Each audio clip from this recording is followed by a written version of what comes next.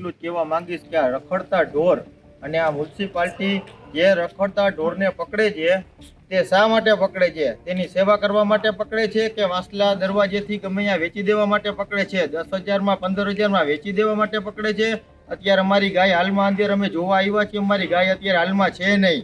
તો આમ તમે ગાયને માતા કહો છો તો અહીંથી તમે ગાયના નામે પૈસા ભાઈ કમાવજો. આટલું તમારું કહેવાનું છે અમારું. મારી સાથે બધા ગૌ સેવકો ભાઈઓ છે જે બધા ગૌ સેવકો માટે ગમે એ કરવા તૈયાર છે.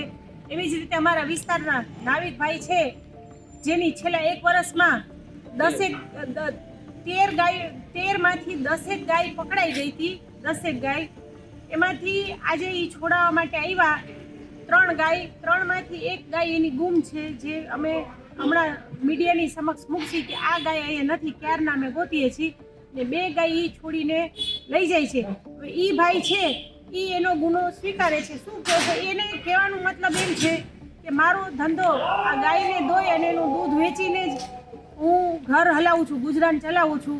હું ગાયને એટલે દૂર બારે રોડ રસ્તા ઉપર મોકલતો નથી. જ્યાં નવાગામ ઘેડનો ચોક છે ત્યાં ચોકમાં સવારે એક ભાઈ છે જે 8-10 હજારનું લીલું નાખે, ત્યાં થોડીક વાર બધી ગાયો ભેગી ચરે અને થોડીક વાર છૂટી મૂકે અને એ ગાય જેવી છૂટી મૂકે એવી એની તાત્કાલિક ધોરણે ગાય પકડાઈ જાય છે.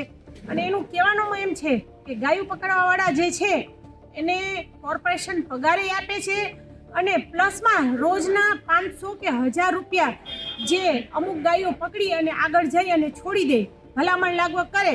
ધારો કે હું હોઉં કોઈ લાગવગવાળી અને મારી ગાય પકડી હોય તો હું જે ગાયું પકડવાવાળા હોય ને એને એમ કહું કે હાલે ને ભાઈ 500 રૂપિયા, એટલે મારા એકના 500 મળ્યા.